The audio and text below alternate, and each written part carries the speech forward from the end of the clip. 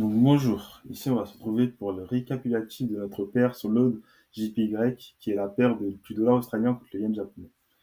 Donc en daily, on peut voir que notre biais est haussier. Notre biais est haussier. Donc ici, moi ce que je vois, c'est que lorsqu'on a pris notre buy sell liquidity en weekly, on a deux imbalance qui s'est formé. Donc une imbalance, c'est un trou de liquidité. Donc c'est aussi, on peut l'appeler aussi fair value gap. Donc ici, on attend que le marché pullback, donc se retourne pour aller combler nos deux imbalances. Donc ici, la première fair value gap a été comblée, pardon. La deuxième est en train de se faire combler, sauf qu'on a eu une rejection durant jeudi. Donc ici, ensuite, je vais me rendre dans 15 minutes directement. Donc ici, quand j'ouvre le marché à l'ouverture de Londres, moi, ce que je vois, c'est que je vois que le prix part à la baisse. Donc, moi, ce que je fais, ensuite, durant le lunchtime, donc qui est le lunchtime qui est entre midi et 13h, ce que je vais marquer le haut de la session londonienne et le bas de la session londonienne. Donc, ici, moi, le bas, ça va être la sell side liquidity. Donc, moi, ce que j'attends, c'est que comme mon billet est haussier, je vais prendre une position à l'achat.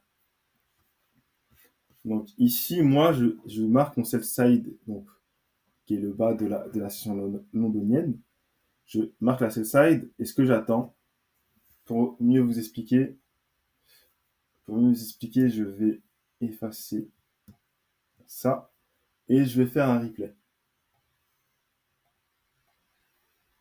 On va aller là. Donc ici, vous voyez, on a le prix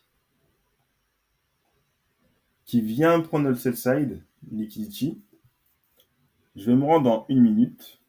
Vous pouvez vous rendre en 5 minutes, en 3 minutes ou en 2 minutes, comme vous voulez. Mais moi, je préfère prendre le 1 minute directement parce que c'est lorsque je me suis formé grâce aux vidéos YouTube, j'ai pu voir que le 1 minute, on avait beaucoup de chances de pouvoir rentrer sur un LVG. Parce que sur le 5 minutes, par exemple, on n'aura peut-être pas un LVG, en 3 minutes aussi, en 2 minutes aussi. Et en 1 minute, j'aurai plus de chances de voir un LVG, un fair value gap.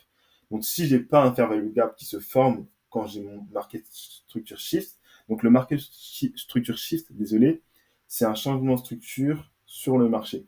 Donc, si j'ai pas un fair value gap entre le bas qui a cassé le précédent low, le précédent high, je ne rentre pas. Parce que je n'ai pas mon MVG, ça ne me respecte pas mon plan et je n'ai pas mes conditions. Et si je rentre, je prends plus de risques de me prendre un stop loss et de perdre un pourcentage de mon capital. Donc le but, c'est de ne pas rentrer au hasard et se dire, ben, j'aurai de la chance de rentrer. Maintenant, on va voir ce qui se passe. On a pris notre set side ici. On prend le bas ici. Donc ici, on pourra s'attendre à un market structure shift ici. Sauf que le prix, il vient, il consolide et il prend le bas. Donc ici, c'est notre sell side liquidity aussi. Il vient, il fait ça. On a l'annonce économique du chômage à 13h30 qui booste le prix à la hausse. Donc, qui forme ici le tant attendu market Structure Shift, MSS. Je marque ça ici. Normalement, Normalement, j'attends une deuxième bougie. Je marque mon fair value gap. Oui, c'est en jaune sur le bleu, ça fait pas beau. Ensuite, normalement, bah, vous pouvez voir, j'ai mis un indicateur fair value gap de Nephew Sam. Donc ici, ça marque les fair value gap directement sur le marché. Donc ici, j'ai pas réellement besoin de le marquer. Mais ici, comme il attend la formation d'une deuxième bougie, hop, vous voyez ici, c'est marqué. Donc ici, normalement, j'aurais dû rentrer ici directement, placé à, placé à 5. Sauf que moi, j'ai pris un peu de temps, comme je calculais mon lot que je devais prendre pour mon risque management, j'ai pris plus de temps à rentrer, donc je suis rentré au prix du marché. J'aurais dû rentrer en sell limite. Et vu que moi, je rentre pas 1 minute avant l'annonce économique, j'attends de voir ce que fait le marché. Et si j'ai ce que j'attends, si j'aime ce que je vois et le résultat du chômage américain est satisfaisant pour que je rentre en hausse sur le JPY, je place un achat. Donc ici, hop, 3,75. De base, je mets un risk reward de fixe à 4. Sauf que là, comme je suis rentré un peu trop tard, je l'ai fixé à 3,75 mon risk reward. Donc on va voir ici ce que va faire le marché. Hop, il part un peu à la baisse. Donc il revient prendre le FVG. Il prend une deuxième fois. Et ensuite, bah là, on voit une expansion. Là, il consolide. Donc ici, on a énormément de fair value gap qui se sont créés. Donc ici, vous aurez peut-être d'autres opportunités de rentrer sur le marché. Donc ici, quand vous regardez d'autres opportunités, il faut quand même encore avoir un MSS, donc un Market Structure Shift. Regardez ce qui se passe, on consolide, on prend le haut, on va find l'imbalance. On a encore un FG qui se forme. Hop, on a un Market Shift Structure, mais on n'a pas d'imbalance entre les deux. On consolide. Là, on prend le bas, on prend le haut, on va toucher le fair value gap.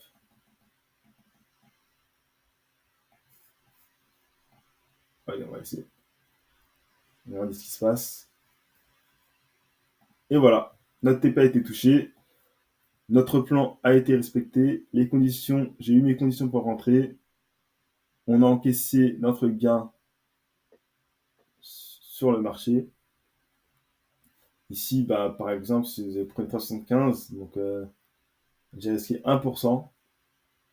Et j'ai réussi à prendre un pourcentage de à peu près 3%, donc 2,95, donc 3%. 3% sur mon capital. Donc ici, comme je passe un pop firme d'un montant assez énorme, donc j'ai pu prendre à peu près 700 euros sur 700 dollars sur cette position. C'est cette position qui m'a permis de pouvoir avancer sur l'objectif que la propre firme m'a donné pour réaliser la première phase. Donc ici, voilà pourquoi mon biais était aussi sur le JPY et j'espère que j'ai été clair sur la position que j'ai prise. Donc si vous avez des questions à me poser sur quelque chose que vous n'avez pas compris, n'hésitez pas à me poser. Mais de toute façon, la semaine prochaine, je vais faire des vidéos éducatives pour vous expliquer la tendance, comment trouver la tendance, comment, comment comprendre qu'est-ce qu'un EFVG, qu'est-ce qu'un market shift structure, qu'est-ce qu'un order block, et ainsi de suite. Merci. Au revoir et à bientôt.